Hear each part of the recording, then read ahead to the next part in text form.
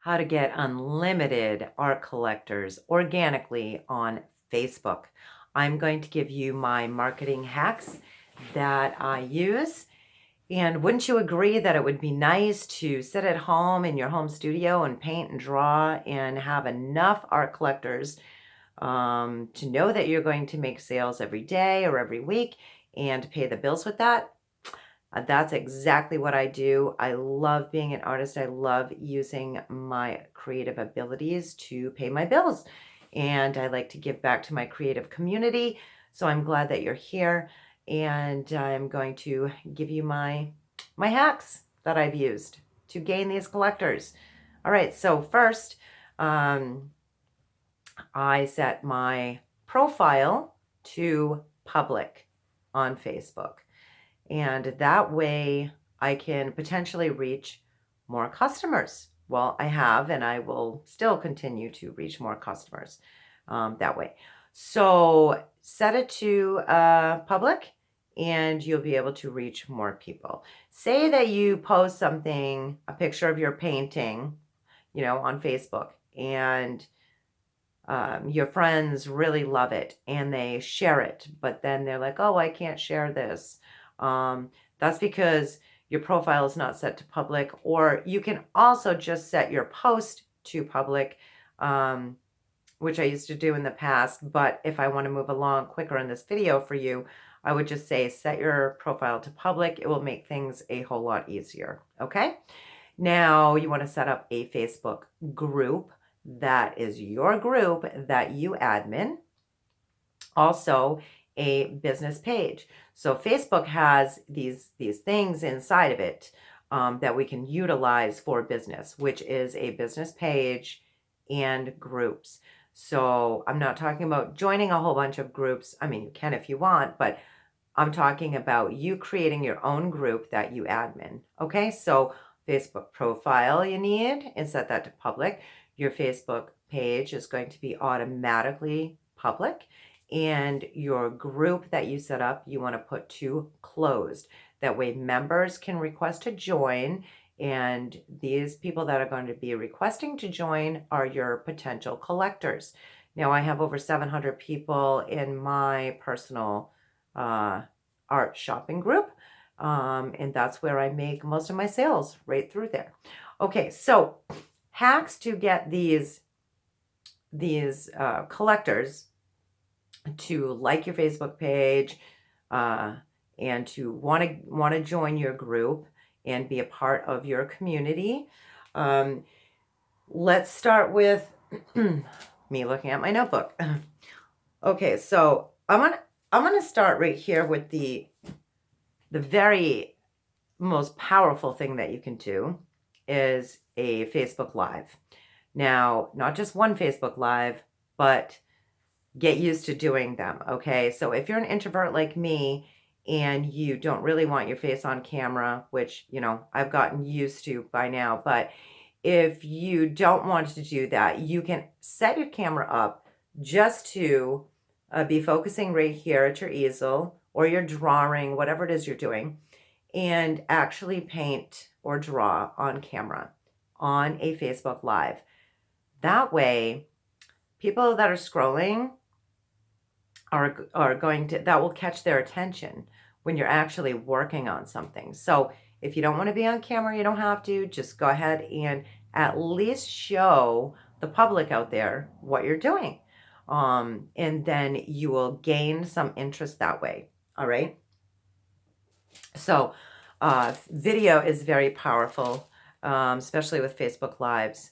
And you can interact with people right there. They can chat with you and ask you questions. You can talk to them. And like I said, you don't have to be on camera if you don't want to. It's a very powerful tool. So that is another hack, okay? So hack number 1 was to get your group and your page set up. Hack number 2 is some Facebook Lives. And so you want to post also, first posting, some before and after pictures of your work. So now in the past, I did quite a few portrait drawings of people and animals. So I one day drew a picture of one of my dogs that came out really cute, and I posted the example of this on my can't remember if it was on my page or my profile. I think it was on my profile. So I posted a before and after picture of my boxer. I drew him in charcoal. Everybody's like, "Oh my God, that's so great! I want one." And I also linked my. That's what I did. I was on my profile because I linked my business page onto that posting. So use Facebook within itself to link posts together like that so that people will know, oh my gosh, she has a business group too. So, I mean, a business page, I'm going to go there. You can also do it with your groups and link your group in there. So when they go there, they can read the description of your group. Oh, this is all about her artwork and I want to be in her group. So that's how you can gain a few more collectors or potential collectors, people that at least are interested in your work, and start gathering them into your group and get them to like your page. Now, let's see. Another thing. Okay, another idea for postings. I had this stuff numbered, but you know what? I'm going to just kind of run through them. So, another thing that you can do with postings, which was very powerful for me, is I put on my profile, my personal profile, a post that said, "I feel creative today. Please inspire me with your beautiful photos, and I will choose one to paint." And I also wrote a little clause in there, like, you give me, if you post a picture here in the comments, you give me the right to render your photo into a painting. And then I also put, if you like how the piece comes out, I will give you first dibs on it. And I was flooded with pictures. Everybody's like, scrolling through their phones. Oh, this is a great picture. I want to put this up. And I got landscapes and animals and all kinds of stuff. And I did this actually more than once, not like daily or anything, but I remember doing this quite a few times, maybe 2 or 3 times a month in the beginning. And I had gotten quite a bit of business from doing this. And so when you create that painting or drawing, whatever it is you are doing from your potential customer's photo, 9 times out of 10, they are going to want to purchase it from you, especially if you've already shown an example like I did with my dog. So they already know what they're going to be getting, right? So then if you put a post on saying, "Inspire me with your pictures," they're going to be like, "Oh, yeah, yeah, yeah. I want you to grab mine and create one for me." Now, even the one that you choose, and if you sell that one, you still have unlimited possibilities there, depending on how many people actually posted photos. So you can either comment to those people right on the post after, like, "Oh, hey, I have a little more time. I can paint one for you too. I like the sunset that you posted." Or you can just PM them and, private message them and say, "Hey, look, I did really love your picture, and I'd be more than happy to paint that if, you give me the okay to do so. I'll paint it up and see how you like it." So that's how I started gaining some customers like that. All right, let me just check my cheat sheet here. Okay, have a party. Have an art party. This was great for me. I set up an event and I said that I was going to have an art. Well, first, actually, I picked a specific person, okay? I picked a friend of mine who loves my artwork, Danielle, and I asked her, privately if she, "Hey, this is my thoughts. I want to have an art party. Would you like me to host an art party for you?" And what it would entail is you just inviting your friends to the party, and it's going to be online on a Facebook Live. And depending on how many pieces I sell, I'll give you so many points or dollar amounts towards a painting. And she's like, oh, heck yeah, I want to do that. That'd be really awesome. So all you have to do is set up an event for this, pick a host or hostess like I did with my friend Danielle. And then she's going to invite all her friends.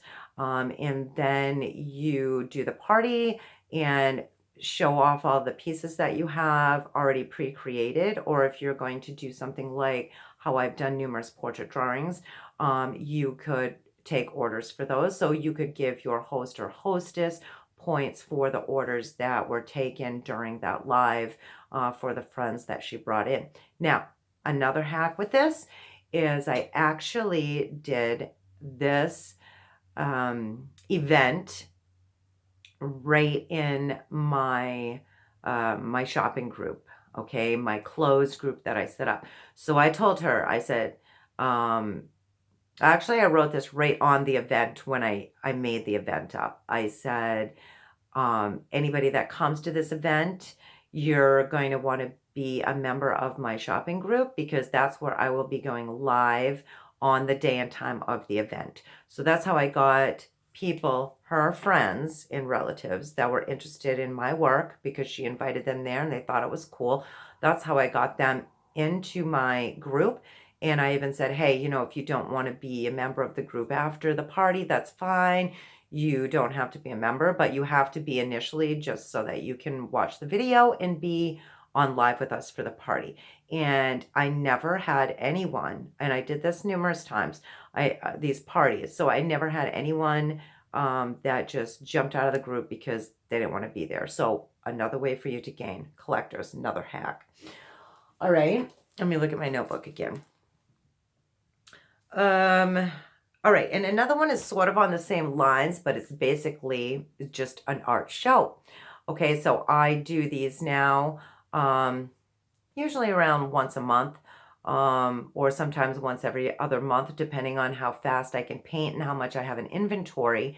But an art show, where I will set up another event. Usually I do this from my business page and I will share the event onto my profile and share it into my group. And I will basically tell people, hey, I'm having an art show. I'm going to show you all of the pieces that I have available now. Maybe some of them were from, you know, my winter series or whatever it was. And then everybody gets all excited. Okay, well, this day and time, Amy's going to be showing us all of these awesome paintings. And I do special things for them. You know, I give them a sale on a couple of items. Sometimes we do like a live auction on a painting and things like that. Excuse me. So that's another way to gain collectors and have people follow you, like your page and things like that. All right, so now let's see what else we have here. Okay, let me just talk a little bit about Facebook algorithm, which sounds really boring, but you want another hack is to know that Facebook doesn't like to be bombarded with your posts constantly every day. The number of posts that you really should be posting a day on Facebook is between 1 and 3 posts. That's what I found has worked best for me. Wording, you have to be it can be a little tricky sometimes depending on what part of the platform you are using. I try very hard not to use like salesy types of explanations in my posts. Excuse me, unless I'm in my group. If I'm posting in my own closed personal group for my collectors, it's okay to say, you know, this one's on sale. You know, you can purchase this one. This one's up for grabs. You can get first dibs on this, stuff like that. So I use that type of wording in my groups. So the algorithm, like I said, between 1 and 3 posts is best per day. Now, time-wise, I found that early in the morning is a good time to post, and after supper is a good time to post, and even a little bit later than that, even between like 9 p.m. and 11. But this is not all written in stone. It really depends on how many people you have following you already and like your page and it's in your group and things like that. But those are the times that I found work well for me. All right. So another hack, scheduling posts, okay? You can't do this on your personal profile, but you can do this on your page and in your groups. This is a feature that is very helpful, especially if you're a busy person like me. If you're a mom, mother, wife, you got stuff going on, you're busy painting and drawing, or maybe you're working another job right now, whatever it is, we're all busy and time's important, right? So I spend, depending on what angle I'm working that month, I would say I spend between 45 minutes and maybe 2 hours at one sitting to schedule posts for an entire month for my business page and for my shopping group. So use that schedule post feature. If you don't know where it is, all you have to do is go to, like, you're going to make a post, and then right at the bottom, before you submit the post, there's just a little clock symbol. You want to hit that, and then you will be able to schedule your posts, which works out wonderful. Okay, so that will keep your potential collectors engaged by you posting, but you're not going to be there actually doing it every single day and every single night.